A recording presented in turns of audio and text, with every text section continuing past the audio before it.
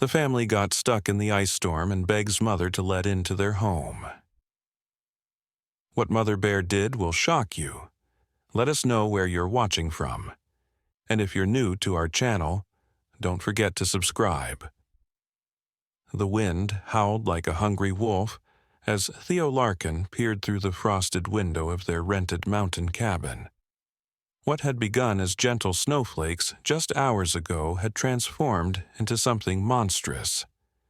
Ice crystals pelted the glass, creating a sound like fingernails tapping impatiently. This wasn't the peaceful winter getaway he had promised his family. "How bad is it?" Alara asked, her voice tight with worry as she tucked a thick blanket around their sleeping 5-year-old daughter, Wren. The little girl's chestnut curls spread across the pillow like spilled honey, her cheeks still flushed from playing in the snow earlier. Theo turned, his weathered face grim, the flickering firelight. Worse than they predicted. Much worse. He didn't want to frighten his wife, but the meteorologists had catastrophically underestimated this storm.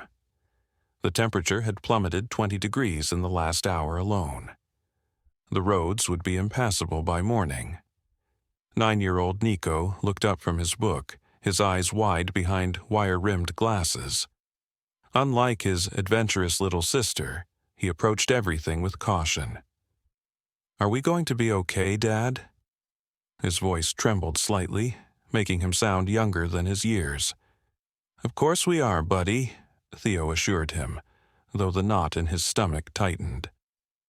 Their cabin sat 3 miles from the nearest neighbor, nestled deep in the Black Ridge Mountains. They had chosen this location for its seclusion and wild beauty. Now that decision felt foolish, dangerous. Alara moved to the kitchen, her steps measured and calm despite her racing thoughts. A nurse by profession, she had learned to hide her fear. "We should check our supplies," she said, opening cabinet doors. "Just to be safe." The wind shrieked louder, rattling the windows in their frames. Somewhere in the distance they heard the crack of a tree, giving way under the weight of ice. Wren stirred in her sleep, whimpering softly as if the storm had entered her dreams. Theo joined Alara in the kitchen, speaking in hushed tones. "The generator has fuel for 3 days, maybe 4 if we're careful. Food for a week. Water might be an issue if the pipes freeze." He ran a hand through his salt and pepper hair. "I never thought it would get this bad." Alara reached for his hand, her fingers warm against his cold skin. "We've weathered storms before," she whispered, but her eyes betrayed her concern. This wasn't like the summer thunderstorms back home, or even the heavy snows they'd experienced in the city. This was different, primal, ancient. The lights flickered once, twice, then steadied. For now.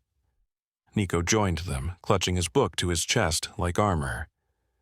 "The weather app says it's going to get colder tonight, like way below freezing." His voice cracked. "And the storm might last for days." Before either parent could respond, a sound cut through the howling wind, something between a moan and a growl, deep and resonant. It didn't come from the storm. "What was that?" Nico whispered, inching closer to his mother. Alara wrapped an arm around his shoulders. "Probably just the wind," she said, but her eyes met Theo's across the kitchen. They both knew better. The sound came again, closer this time, followed by the unmistakable crunch of heavy footsteps in the snow. Something large was moving around their cabin, seeking shelter from the merciless storm. Something desperate. The temperature continued to drop as midnight approached. Ice formed intricate patterns on the inside of the windows now, despite the fire blazing in the hearth. Wren woke crying, sensing the tension in the cabin. The family huddled together in the living room, listening to the storm's fury and the occasional sounds of movement outside. None of them slept that night. And as the first pale light of dawn filtered through the ice-encrusted windows, revealing a world transformed into crystal and shadow. The Larkin family had no idea that the true test of their courage and compassion was only beginning. The second day of the storm brought an eerie silence. The howling winds had temporarily subsided, leaving behind a world encased in ice. Every branch, every pine needle, every surface glittered with a dangerous beauty.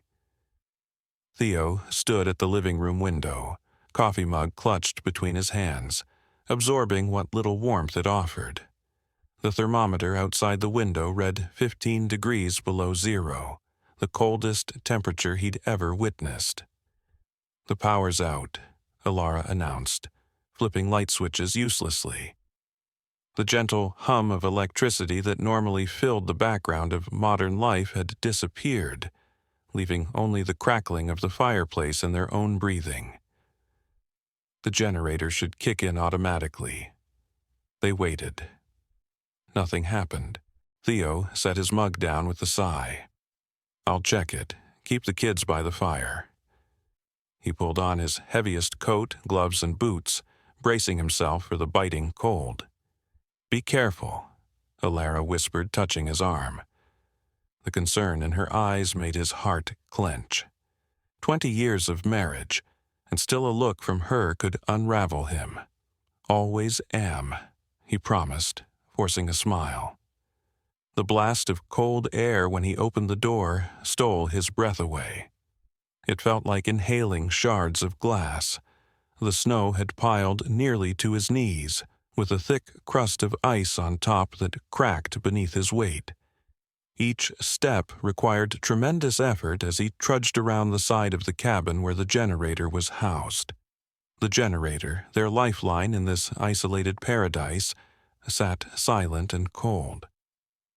Theo examined it carefully, checking connections and fuel levels. The tank was full, but nothing happened when he tried to start it manually. Ice had formed inside crucial components. It was designed for cold, but not this extreme cold. With freezing fingers, he worked to clear what ice he could, but after 20 minutes of effort, he had to admit defeat. They would have to manage without power.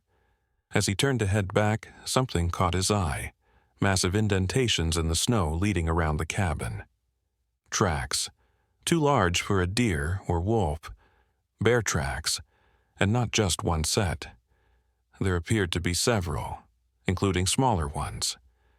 Theo followed the tracks cautiously, his heart pounding.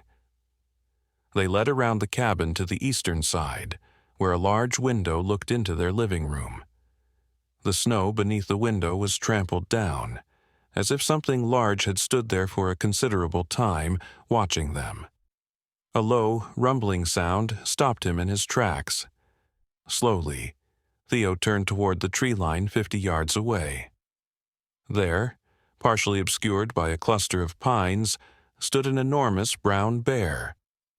Even from this distance he could see it was a female, her massive body lean from winter, her coat thick and frosted with ice.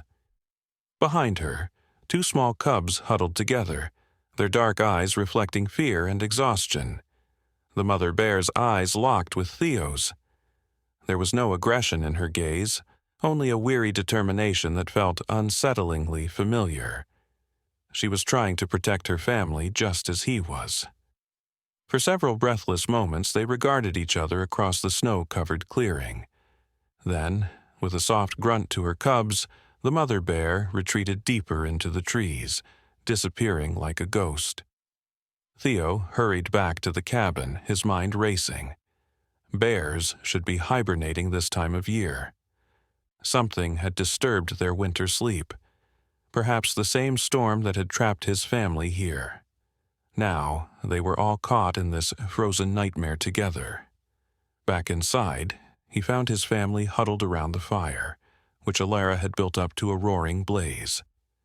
9-year-old Nico was reading to his little sister, his voice animated as he tried to distract her from the cold. "Generator's frozen solid," Theo announced, stomping snow from his boots. "And we've got company." He described the bears to Alara in hushed tones, watching her eyes widen. "We need to be careful," she whispered. "If they're desperate enough to be awake during winter, look!"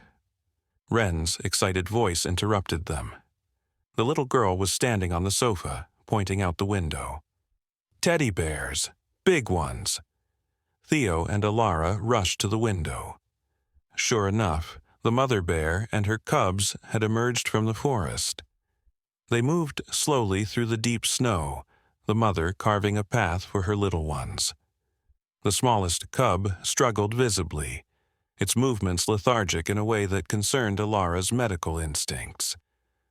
"They're looking for shelter," she murmured, watching the bears investigate a small shed about 30 yards from the cabin. Nico pressed his glasses higher on his nose, his expression thoughtful. "Bears hibernate in winter. Something must be wrong with their den," he said, recalling facts from one of his nature books. "Maybe the storm destroyed it." For the next several hours, the Larkin family watched the bears from their windows. The mother tried repeatedly to create shelter, digging into snowdrifts, investigating the shed, which was locked, and finally settling beneath the slight overhang of a rock formation not far from the cabin. It provided minimal protection from the elements. As darkness fell again, the temperature dropped further. The wind picked up once more, hurling ice crystals against the windows with renewed fury. Inside, the family retreated to the living room, dragging mattresses and all their blankets before the fire. Without the heating system, the bedrooms had become unbearably cold. "Will the bears be okay?" Wren asked sleepily as Alara tucked her into their makeshift bed. Her small face was pinched with worry. Alara stroked her daughter's hair, unsure how to answer. The truth was, she didn't think the bears, especially the smallest cub, would survive another night in these conditions. "Bears are very strong," she said finally. "They know how to take care of themselves." But later, when the children had fallen asleep, Alara confessed her concerns to Theo. "That little cub didn't look good," she whispered, her nurse's training allowing her to recognize the signs of hypothermia even across species. "And if something happens to it, the mother might become desperate," Theo finished her thought, his expression grim, "more dangerous." They sat in silence, listening to the storm rage outside and their children breathe peacefully beside them. The fire cast long shadows across the room, and somewhere in the darkness beyond their windows, another family fought for survival. Dawn arrived with blinding brightness as sunlight reflected off the ice-encrusted landscape. The storm had paused again, though dark clouds on the horizon promised more to come. The temperature inside the cabin had dropped to 45 degrees despite their constant tending of the fire. Their breath formed small clouds in the air. Nico was the first to spot the bears that morning. "They're still there," he called, his voice a mixture of excitement and concern. "But something's wrong." The family gathered at the window. The mother bear was frantically circling her cubs, nudging them with her nose, trying to get them to stand. The larger cub responded sluggishly, rising on wobbly legs. The smaller one barely moved. Ilara's hand flew to her mouth. "The little one has severe hypothermia," she said, her professional assessment cutting through her emotional response. "It's dying." Wren began to cry, her small shoulders shaking. "We have to help them, Mommy. We have to." Theo placed his hands on his daughter's shoulders. "Honey, they're wild animals. Very dangerous ones. We can't just go out there." "But we can't just watch them die," Nico protested, his voice cracking with emotion. The studious, cautious boy rarely raised his voice, making his outburst all the more significant. Alara bit her lip, her mind racing through possibilities. "Maybe we could provide some kind of shelter," she suggested. "The shed, If we could open it somehow, leave the door ajar. Theo shook his head firmly. It's too dangerous. That mother bear would see it as a threat if I approached. And even if she didn't, we need that shed. Our emergency supplies are in there. Then we have to let them in here, Wren said simply, with the straightforward logic of a child. The suggestion hung in the air, simultaneously absurd and compelling.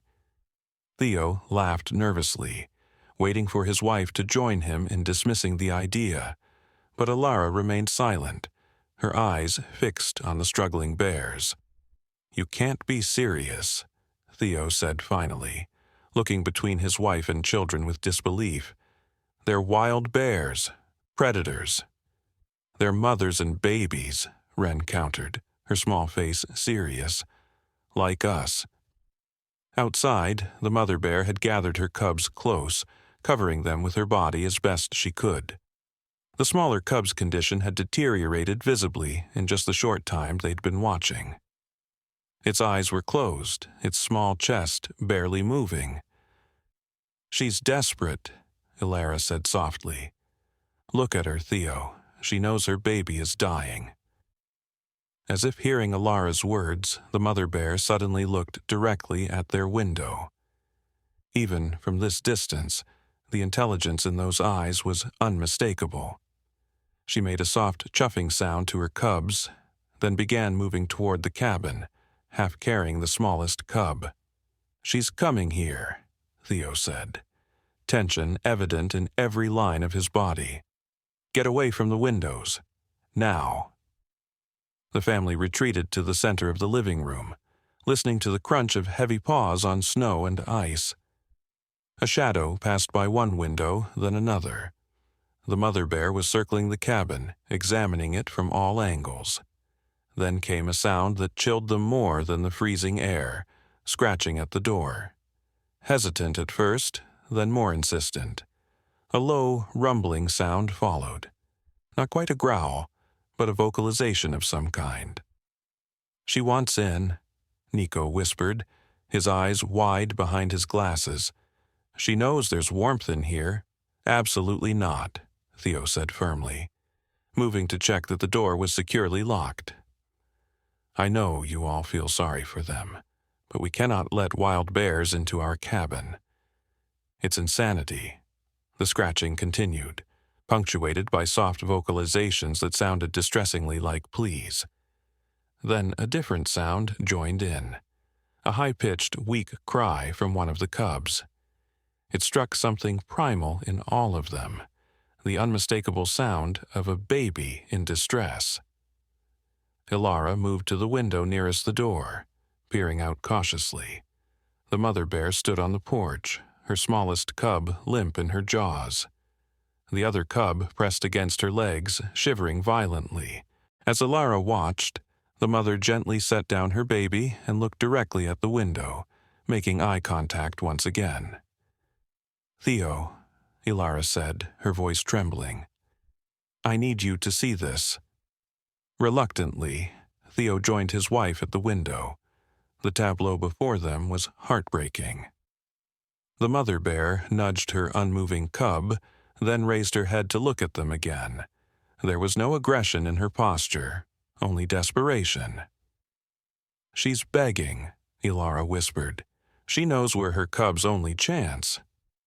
Theo ran his hands through his hair, conflict evident on his face. "This goes against everything I know about wildlife safety," he said. "Everything." "Maybe there's a way," Nico suggested tentatively. "We could let them into the mudroom only. It's separate from the main cabin, and it has that heavy inner door we could lock." The mudroom was a small anteroom designed to serve as a buffer between the elements and the main living space. It had its own exterior door, a bench, hooks for coats, and a small electric heater that was now useless without power, but it would provide shelter from the wind and ice. Theo considered this, weighing the dangers against the alternative, watching helplessly as the cubs died just feet from their door. potentially driving the mother bear to even more desperate measures. The scratching at the door grew weaker, then stopped entirely. Alara looked out again and gasped. The smallest cub had stopped moving completely. The mother bear was frantically licking it, trying to stimulate movement, but the tiny body remained still. "Theo," Alara said, her voice breaking. "We're out of time."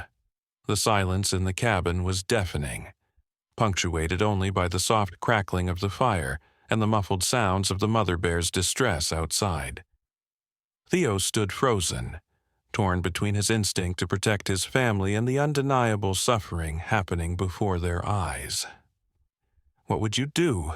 Alara asked quietly, placing her hand on his arm. If it were Nico and Ren out there, and some other family was watching from safety, the question struck him like a physical blow. Theo looked at his children, Nico's serious face pinched with worry, little Ren's eyes brimming with tears, and imagined them cold, dying, with nowhere to turn. The thought was unbearable. "We can't just let them die, Dad," Nico said, his voice small but determined. "Remember what you always tell us? Courage isn't about not being afraid. It's about doing what's right even when you are afraid." Theo's own words coming back to him from his son's mouth caused something to shift inside him. He took a deep breath, then nodded slowly. "Okay, but we do this carefully, very carefully." He turned to Alara. "You and the kids go into the bedroom, lock the door. I'll try to get them into the mudroom only." Alara shook her head firmly. "Number. We do this together or not at all. These are my children too, and I won't let you take all the risk." Her expression softened. "Besides, you might need help. She might respond better to both of us." After brief consideration, Theo nodded. "Nico, take your sister to the bedroom. Lock the door behind you. Do not come out until we tell you it's safe. Understand?" Nico nodded solemnly, taking his little sister's hand. Ren looked like she wanted to protest, but something in her father's expression stopped her. "Will the baby bear be okay?" she asked instead. "We're going to try to help," Alara promised, hugging both children tightly before guiding them toward the bedroom. Once they were safely inside, she turned to her husband. "What's the plan?" Theo thought quickly. "The mudroom has that storage closet where we keep the winter gear. If we can get her and the cubs in, then retreat through the inner door, we might be able to barricade ourselves in the main cabin while they stay in the mudroom." "And if she tries to follow us into the main cabin?" Alara asked. Theo's jaw tightened. "I'll have the rifle ready. I don't want to use it, but—" Alara nodded, understanding the unspoken conclusion. They would do everything possible to save the bears, but their own children's safety had to come first. They gathered what they needed: Theo's rifle, heavy gloves, and a strategy. The plan was simple. Alara would open the outer mudroom door while Theo stood guard with the rifle. If the mother bear brought her cubs inside peacefully, they would retreat through the inner door to the main cabin, securing it behind them. Before moving to the mudroom, they peered out the window once more. The scene had grown even more desperate. The mother bear had placed her body over both cubs now, trying to shelter them with her own warmth. The smaller cub still wasn't moving, but occasionally they could see tiny puffs of breath in the freezing air. It was alive, barely. "Ready?" Theo asked, his voice tight with tension. Alara nodded, her face pale but determined. They moved to the mudroom, positioning themselves carefully. Theo stood to the side of the inner door, rifle ready but not aimed. Alara took a deep breath, then unlocked the outer door and pulled it open about 2 feet. Cold air rushed in as they waited, hearts pounding. For several long moments nothing happened. Then a dark shape appeared in the doorway, the mother bear, moving with surprising gentleness. She paused at the threshold, her breath clouding in the frigid air as she surveyed this strange new environment. Her eyes found Alara's, then Theo's, lingering on the rifle. Intelligence and wariness shone in those deep brown eyes. Alara held her breath, trying to project calmness she didn't feel. "It's okay," she whispered, the words emerging unbidden. "Your babies need warmth." As if understanding, the mother bear made a soft sound, then reached back to gently grasp her smallest cub by the scruff of its neck. With infinite care, she carried the limp body into the mudroom, placing it on the floor near the bench, as far from the humans as the small space allowed. She then returned to the doorway, coaxing her second cub inside with soft vocalizations. Once both cubs were inside, the mother bear turned to face Theo and Alara. For one heart-stopping moment, the humans thought she might charge. Instead, she sat down heavily beside her cubs, positioning herself between them and the perceived threat. Her message was clear. She would protect her babies with her life if necessary. "Now," Theo whispered to Alara. "Back through the door, slowly." They inched backward toward the inner door, Theo never lowering the rifle, Alara never taking her eyes off the mother bear. When they reached the threshold, Alara fumbled behind her for the doorknob. The metal was ice-cold against her fingers as she turned it quietly. Just as they were about to step through, the smallest cub made a pitiful sound, a weak cry that tugged at Alara's heart. The mother bear immediately turned her attention to her baby, gently nudging it and licking its face. The distress in her movements was palpable. Alara hesitated, her nurse's instincts warring with self-preservation. "Theo," she whispered, "that cub needs immediate help or it won't make it." "Alara, no," Theo responded, reading her intention in her voice. "We've done what we can. We have to think of our own children." But Alara couldn't tear her eyes away from the suffering cub. In that moment, she didn't see a dangerous wild animal. She saw a baby fighting for its life and a mother powerless to help. Without fully realizing what she was doing, she took a step forward. "Alara," Theo hissed, panic edging his voice. "I'm a nurse, Theo," she said quietly, never taking her eyes off the bears. "I took an oath to help those in need. I can't watch that baby die when I might be able to save it." Before Theo could respond, a sound from behind startled them both. The bedroom door had opened, and Nico stood in the hallway, his eyes wide as he took in the scene before him. "Is that?" he began, before Theo cut him off with a sharp gesture. The mother bear had noticed the boy as well. She rose to her feet, a low growl rumbling in her throat, her first display of aggression since entering the cabin.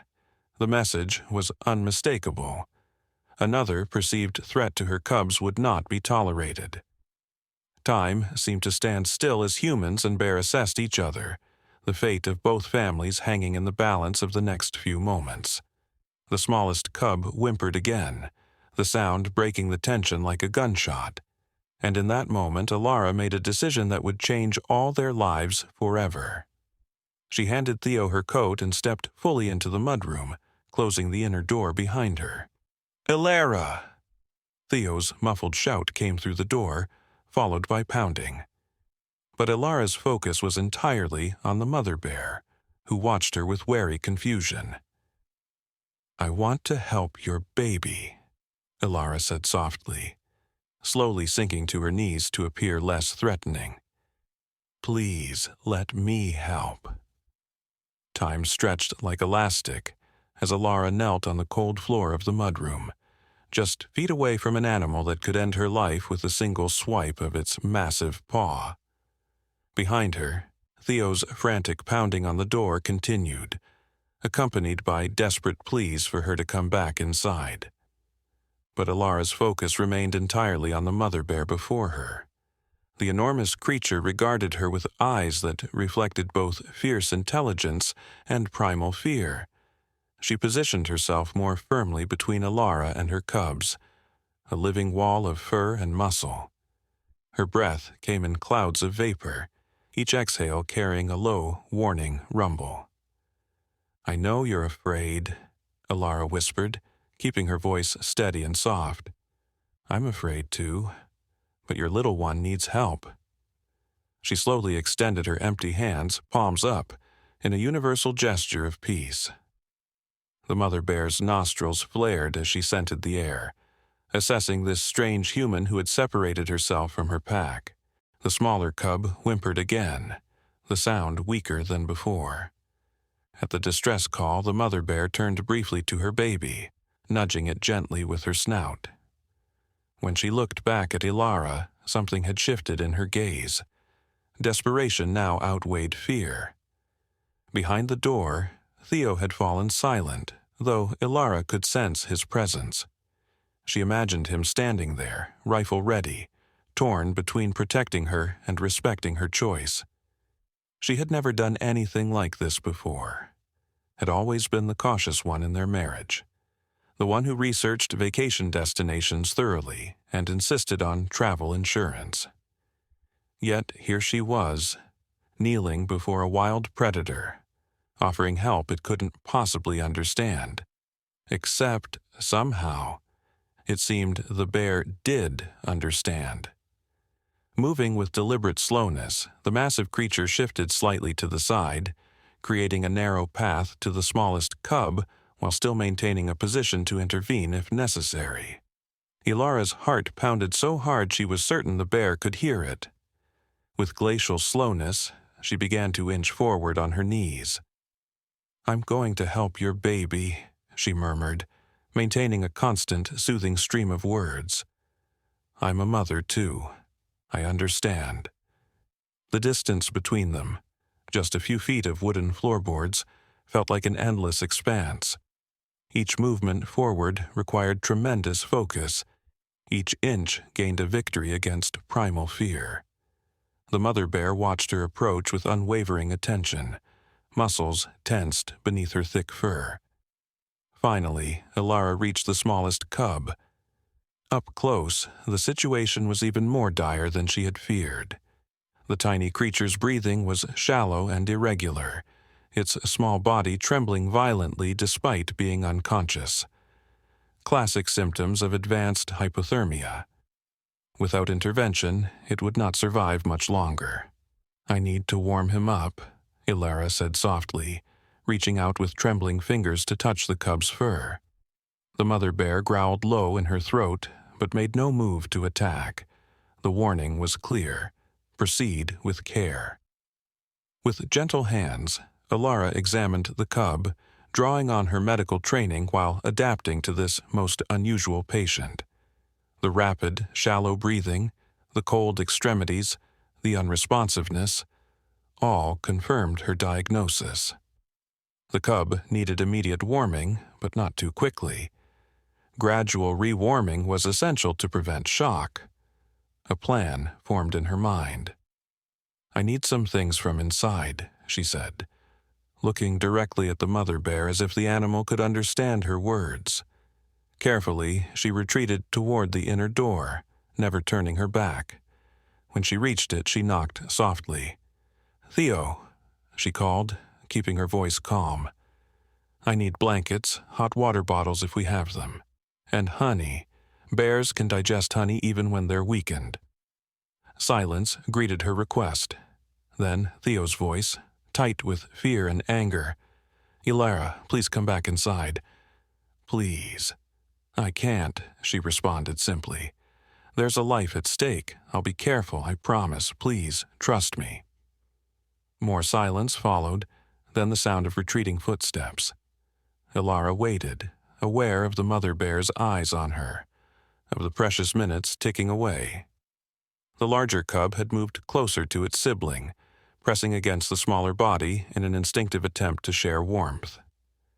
The door opened a crack, and Theo's hand appeared, holding a stack of blankets with 2 hot water bottles on top. "The camp stove still works," he said, his voice rough with emotion.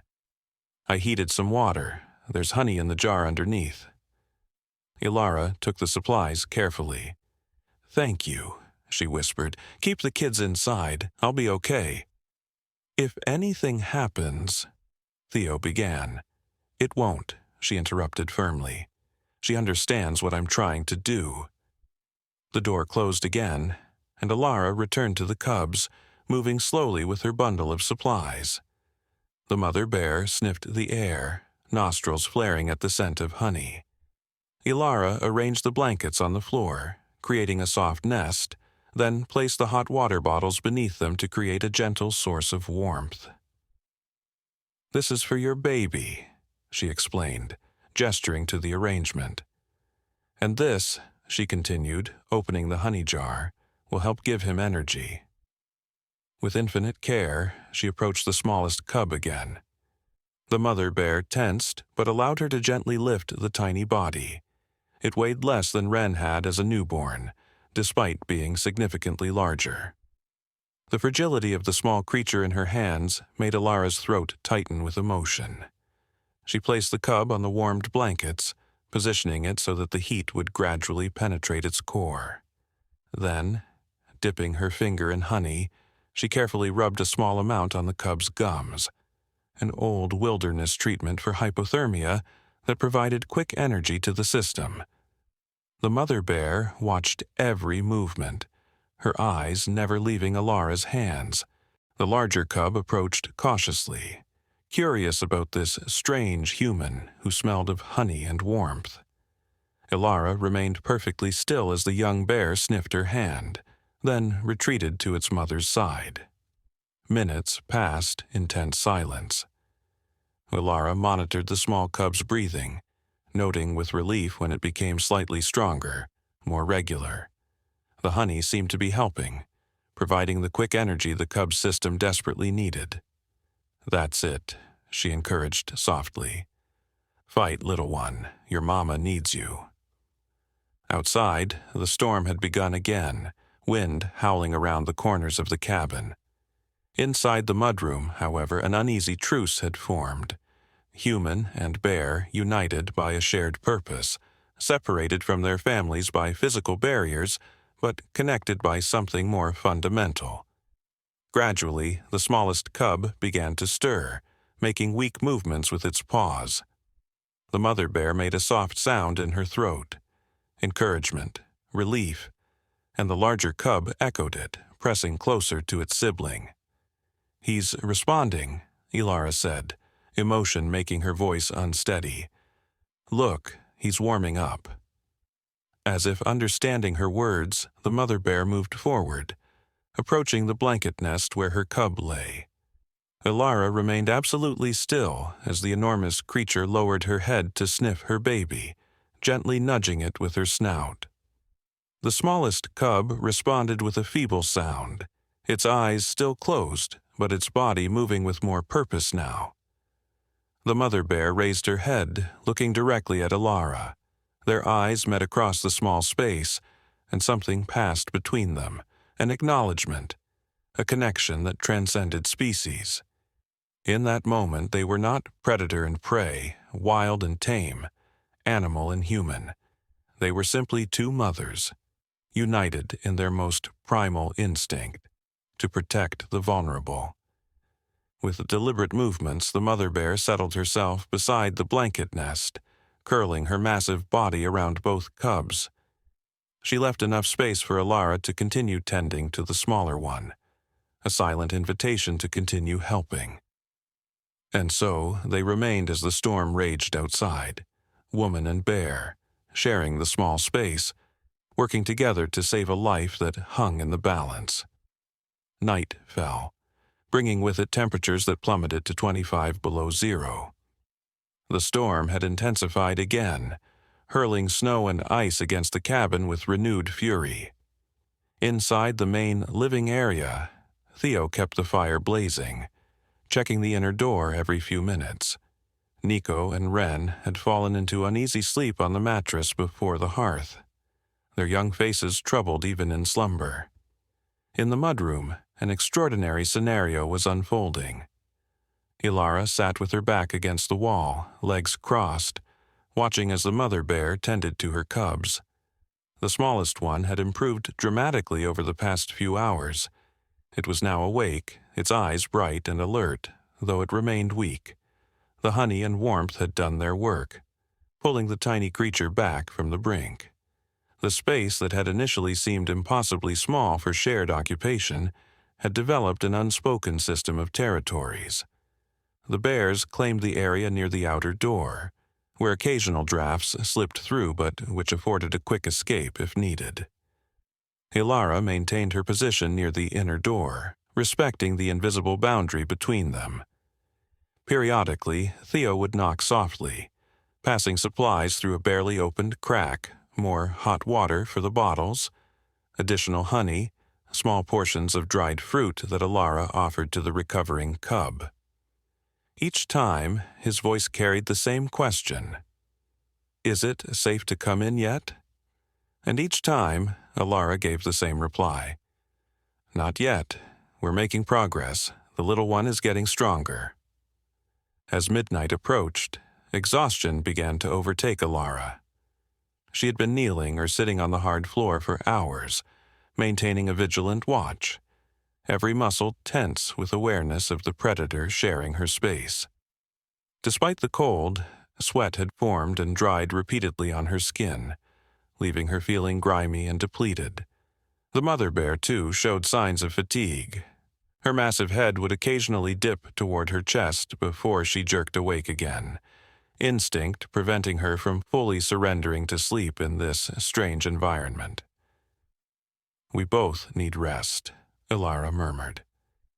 Moving slowly, she arranged some of the extra blankets into a makeshift bed for herself, positioning it with her back to the inner door. The symbolic significance wasn't lost on her.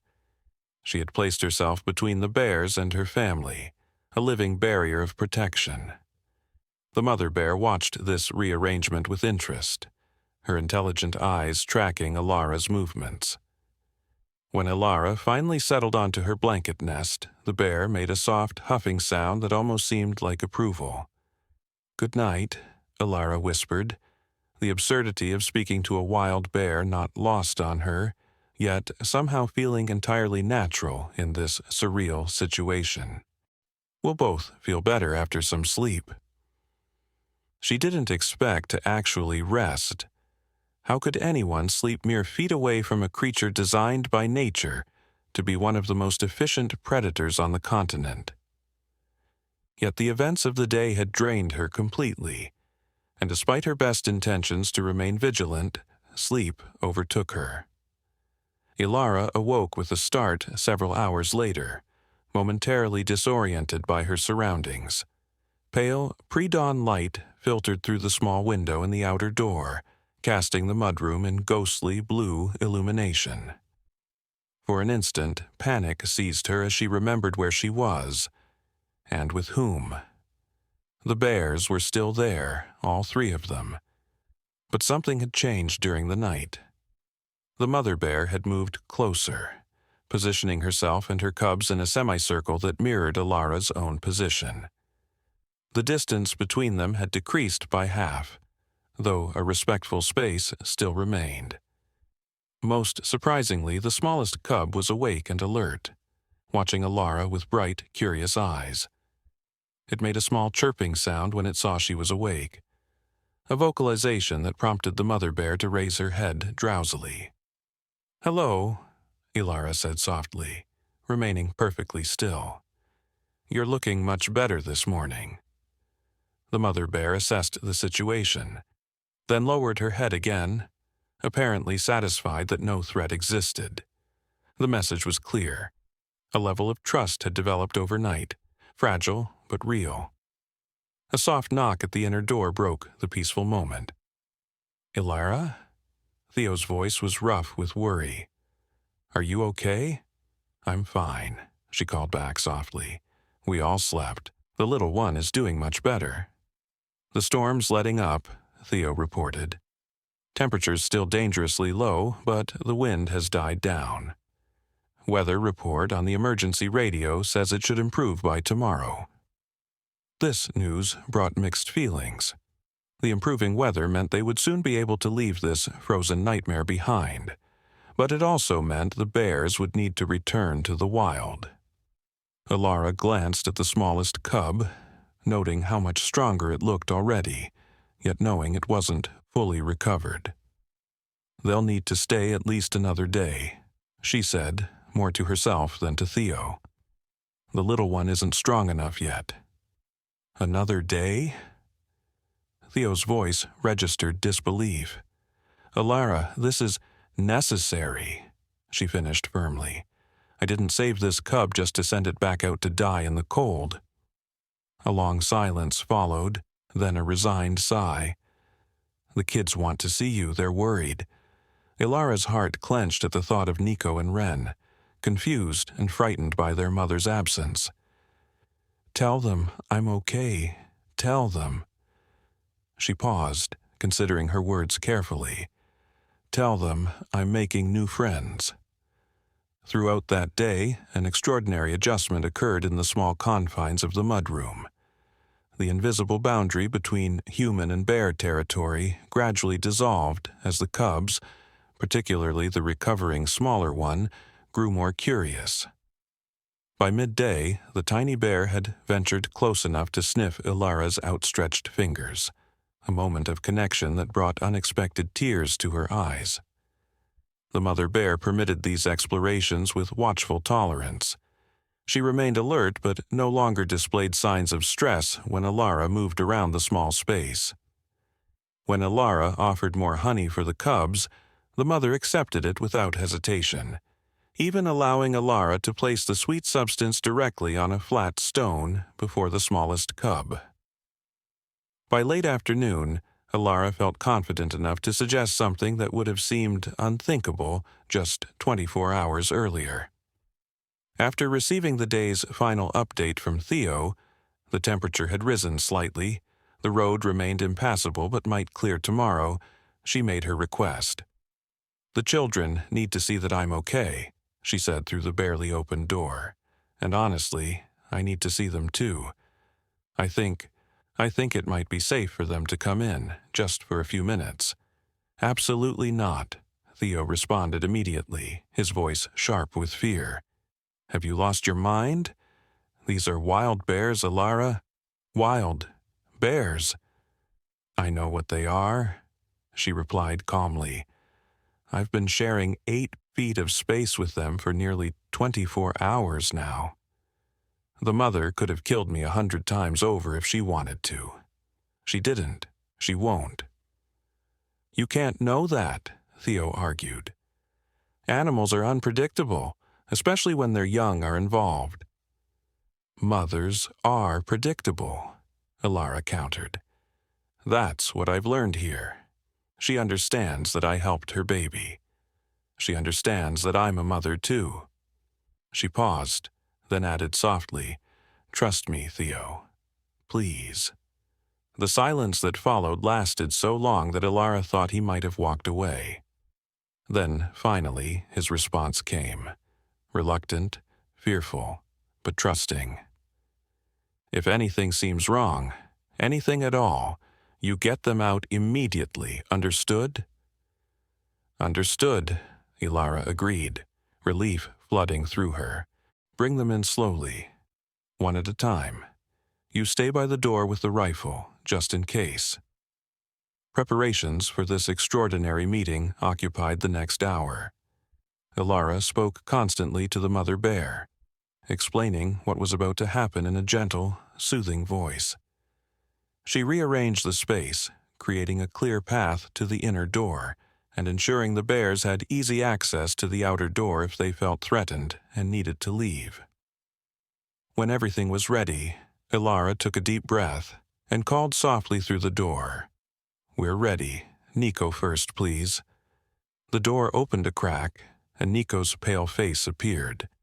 His eyes immediately widened behind his glasses as he took in the scene before him, his mother sitting cross-legged on the floor, with 3 bears barely 6 feet away. "It's okay," Alara said reassuringly, extending her hand to her son. "Come sit beside me." move very slowly. Nico glanced back at his father, received a tight nod, then slipped through the door and took Alara's hand. His small fingers were ice cold with fear as she guided him to sit beside her. "They won't hurt you," she whispered, putting her arm around his shoulders. "The mother understands we're helping them." The bears watched this new arrival with intense interest. The cubs made soft sounds of curiosity, while the mother bear remained perfectly still, assessing. Nico's initial terror gradually subsided as nothing dangerous happened, replaced by scientific curiosity, his natural state. "The little one was dying yesterday," Alara explained quietly. "Hypothermia. We warmed him up and gave him honey for energy. Now look at him, almost back to normal." As if understanding he was being discussed, the smallest cub took a tentative step toward them, only to be gently restrained by its mother's paw. The message was clear.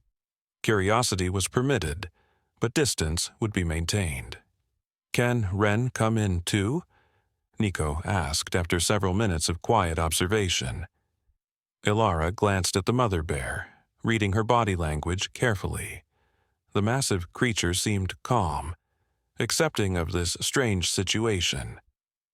"Yes," she decided. "Tell Dad to send her in." The process repeated with 5-year-old Ren, whose initial fear transformed even more quickly into wonder. Unlike her cautious brother, Ren seemed to intuitively understand the delicate peace that had been established. "They're just like us, Mommy," she whispered, watching the mother bear groom her cubs with gentle swipes of her enormous tongue. "They're cold and scared and trying to stay together." "That's right, sweetheart," Alara agreed, marveling at her daughter's wisdom. "That's exactly right." The children stayed for 20 minutes before Theo insisted they return to the main cabin.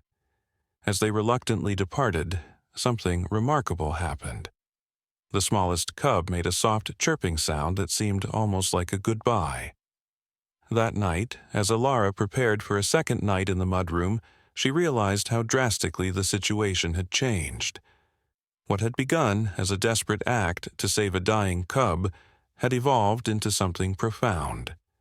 A connection across species, a shared experience of motherhood and survival that transcended the natural order. As she settled onto her blankets, the mother bear did something unprecedented. She deliberately moved closer, positioning her family within arm's reach of Alara.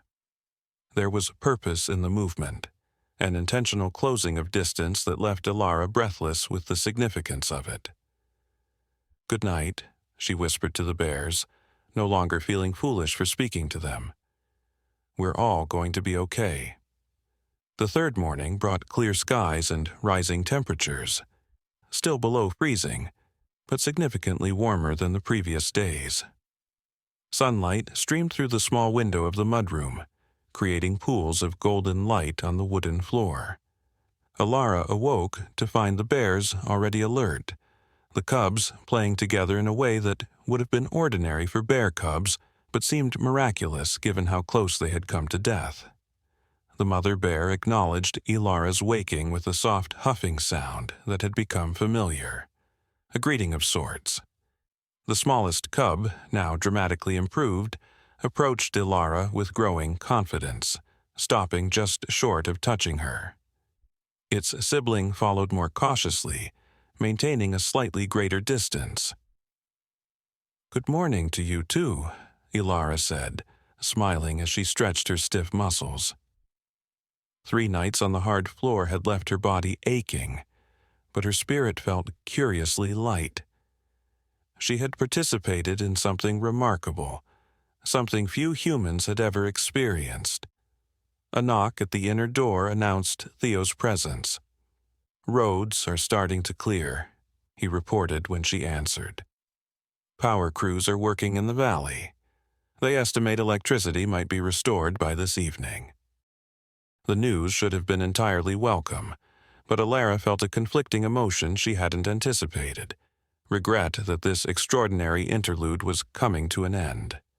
She glanced at the bears, particularly the smallest cub who had so narrowly escaped death. "How is it out there for them?" she asked. "Temperature-wise, I mean, is it safe?" Theo hesitated before answering. "It's warming up, but still in the teens. The meteorologist on the radio said it should reach the 20s by afternoon." He paused, then added reluctantly, "Bears can handle that temperature, Alara, especially if they find a proper den." Alara nodded, acknowledging the truth of his words even as concern lingered. The smallest cub had improved dramatically but remained smaller and weaker than its sibling. Would it be strong enough to survive if the temperature dropped again? As the morning progressed, the bears grew increasingly restless. The mother frequently approached the outer door, sniffing along its edges, then returning to her cubs. The message was clear. She sensed the improving weather and was preparing to leave. "It's time, isn't it?" Alara said softly, approaching the mother bear with the careful movements that had become habitual. "You need to find a proper den for these little ones." The massive creature regarded her with those intelligent eyes that had ceased to seem frightening and now appeared simply wise.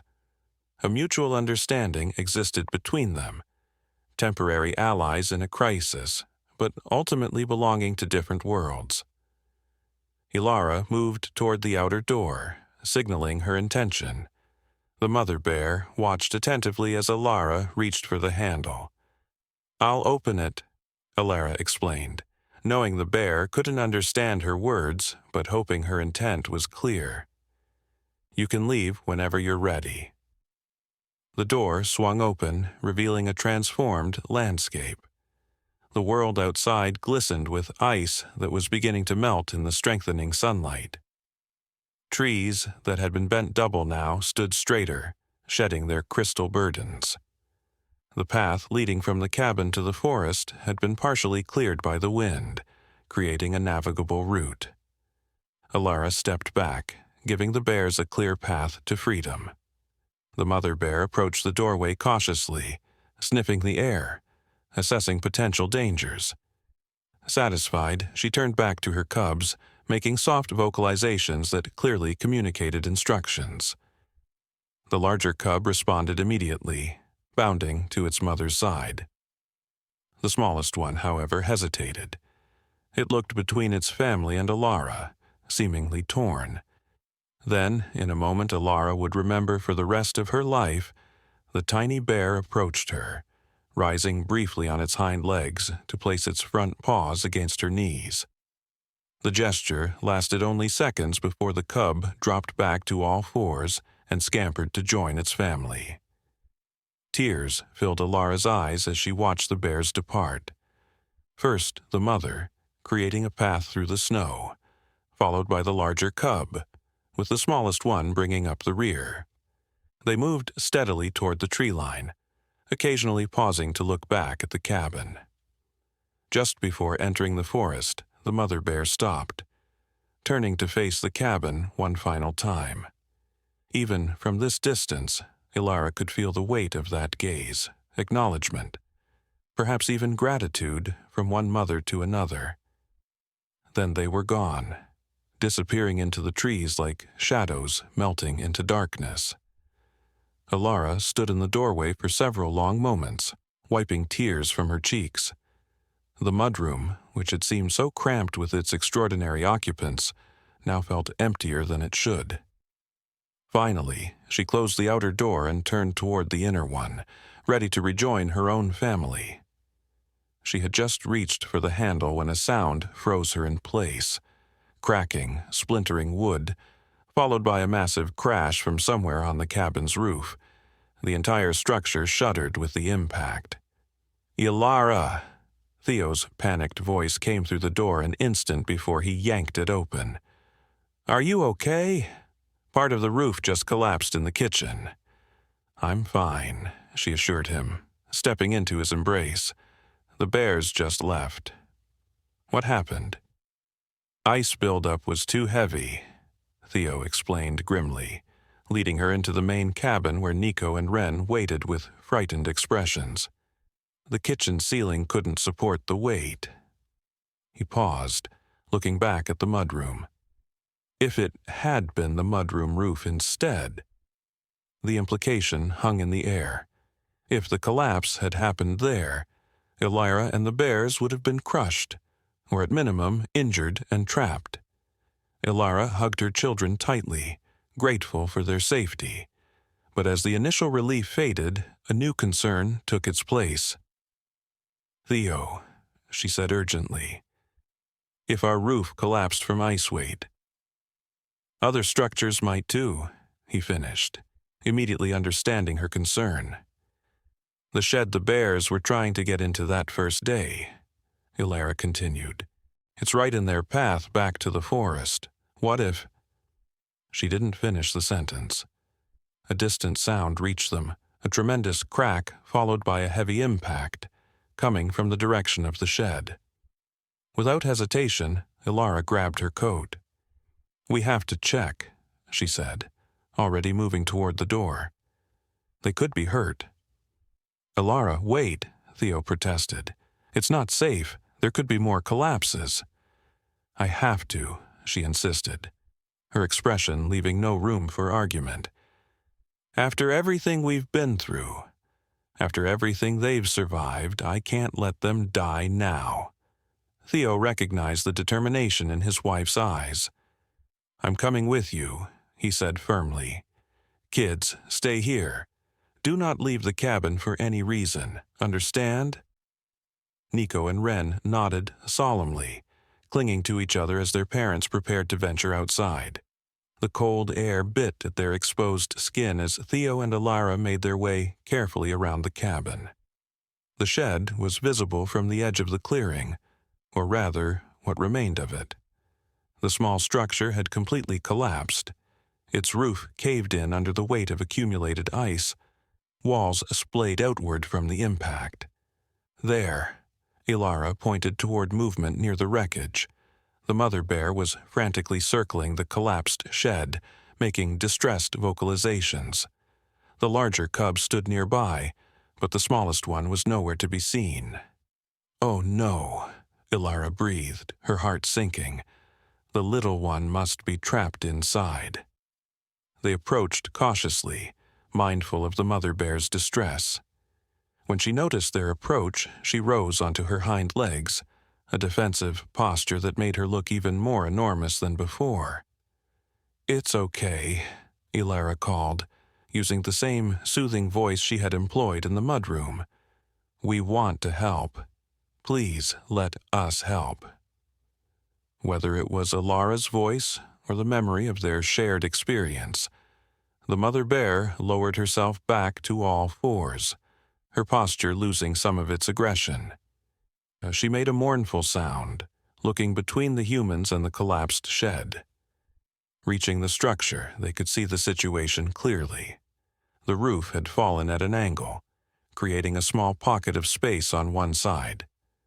Through a narrow gap in the wreckage, they could just make out the smallest cub, pinned beneath a fallen beam. It was conscious, but clearly trapped, making weak sounds of distress. "We need to lift that beam," Theo said, assessing the situation with the practical focus of an engineer. "But we have to be careful. If we move the wrong piece, the whole thing could shift and crush it completely."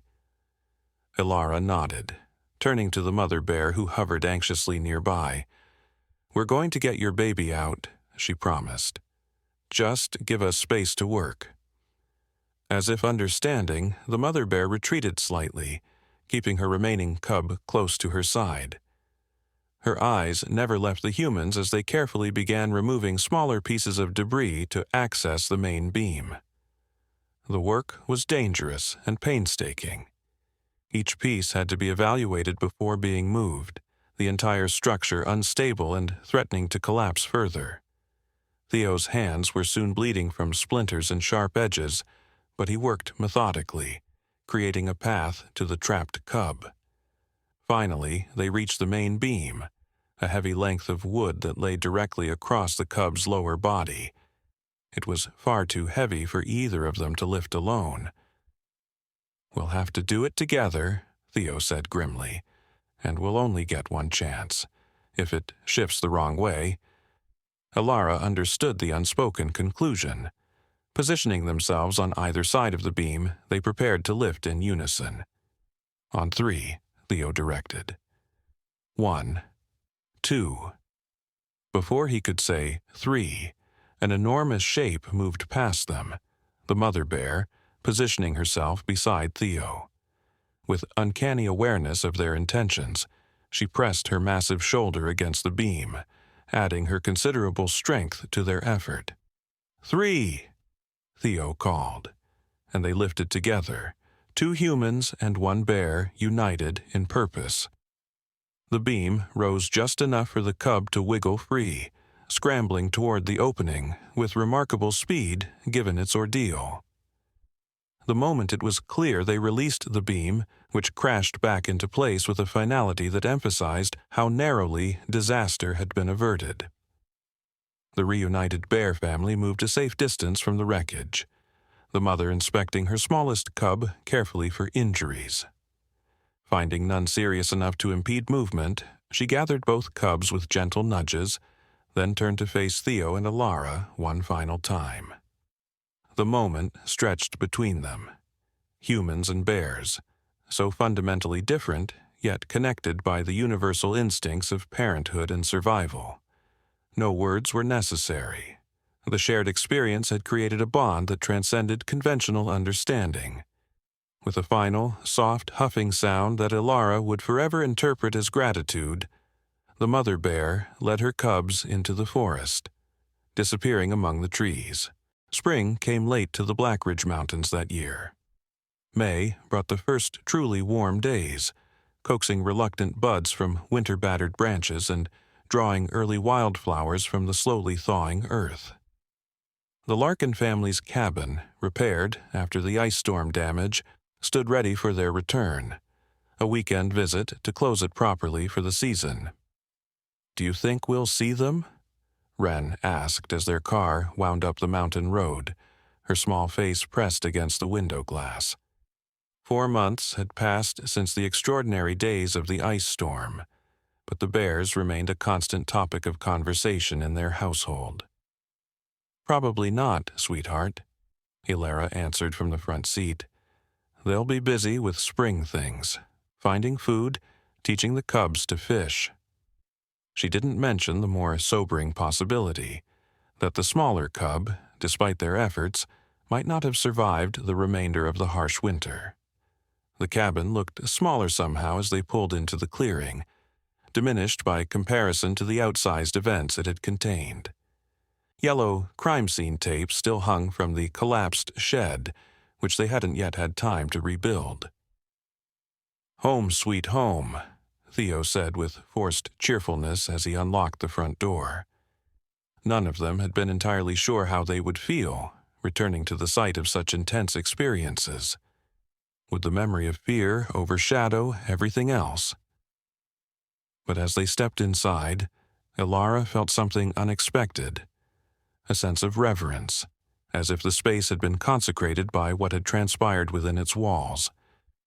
The mudroom, in particular, seemed charged with significance as she stood in its doorway, remembering those extraordinary days of shared survival. "Mom, look at this," Nico called from the kitchen. He stood at the window, pointing toward the tree line. "There's something shiny out there, near where the bears disappeared that day." Curious, they gathered at the window. Something indeed glinted in the late afternoon sunlight. Something that hadn't been there during their last visit. Without discussion, the family bundled back into their coats and ventured outside to investigate. The object turned out to be a small cairn of stones, 7 rocks stacked in a deliberately balanced tower. The top stone was quartz, catching the sunlight and creating the flash that had caught Nico's attention. "Did someone come up here?" Wren asked, examining the cairn with puzzlement. "Must have," Theo replied, though his brow furrowed with confusion. Though I can't imagine why. We're miles from any hiking trail. Alara said nothing, a strange suspicion forming in her mind. The cairn stood precisely where the mother bear had paused for that final backward glance before disappearing into the forest. It seemed both impossible and somehow inevitable. That evening, as they prepared a simple dinner in the repaired kitchen, a sound drew their attention. A soft scratching at the mudroom door, eerily reminiscent of that first desperate approach months earlier. Theo and Alara exchanged glances, a wordless communication passing between them. Together, they moved to the mudroom, the children following close behind. Alara opened the outer door slowly, her heart pounding with anticipation and a strange certainty about what she would find. There, standing in the golden light of sunset, was the mother bear. Alone this time, her winter coat partially shed, revealing the glossy summer fur beneath. She made no move to enter, merely stood regarding them with those intelligent eyes that Alara had never forgotten. "Hello, old friend," Alara said softly. "Where are your little ones?" As if in answer to her question, movement caught her eye at the edge of the clearing. Two young bears, significantly larger than they had been in winter, but still recognizably the same cubs, emerged briefly from the undergrowth before retreating shyly into cover. "They're both alive," Wren whispered in awe. "Both of them made it." The mother bear remained on the porch, maintaining a respectful distance but making no move to leave. After a moment's consideration, Alara stepped back, opening the door wider in a clear invitation. "Alara," Theo warned, though without the panic such an action would have triggered months earlier.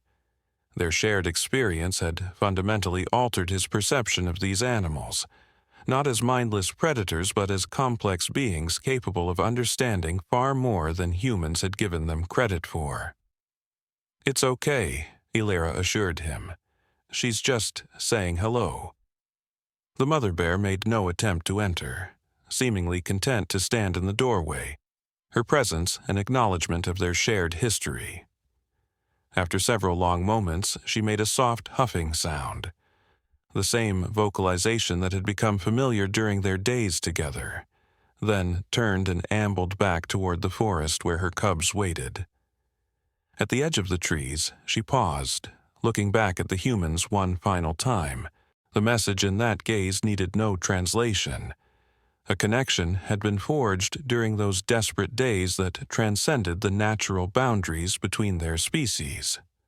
Not friendship exactly, but a mutual recognition, an understanding that perhaps the divisions between wild and tame, human and animal, were not as impermeable as they had once believed. As the bear disappeared into the forest, Alara felt tears on her cheeks, not of sadness, but of profound wonder at having been part of something so extraordinary. Theo's arm slipped around her waist, and the children pressed close on either side, the family united in silent appreciation of the moment. "Do you think she remembers everything?" Wren asked, her voice hushed with awe. "I think she remembers what matters," Alara answered, watching the spot where the bear had vanished among the trees. "That when it mattered most, we chose compassion over fear."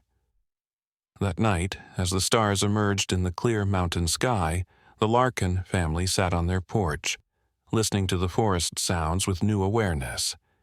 They had come to these mountains seeking a temporary escape from civilization, never imagining that they would find something far more valuable.